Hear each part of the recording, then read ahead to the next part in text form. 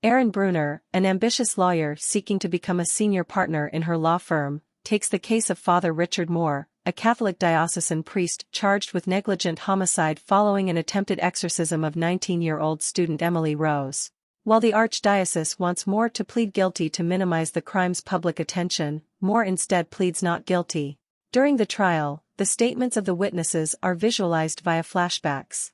Prosecutor Ethan Thomas interrogates several doctors and neurologists to establish a medical cause for Emily's death, particularly epilepsy and schizophrenia. Emily had dropped out of her college studies after being consistently struck by delusions and muscle spasms at 3 a.m. She returned to her parents' home and was treated with epilepsy and psychosis medications. Moore was consulted when her condition failed to improve, and his assessment and observations led him to the conclusion that Emily was being possessed by a demon. With the consent of Emily's parents, Moore subjected Emily to an exorcism that ultimately failed. Moore surmised that Emily's medications were to blame for the unsuccessful expulsion, as they paralyzed Emily's brain activity and kept the demon out of reach.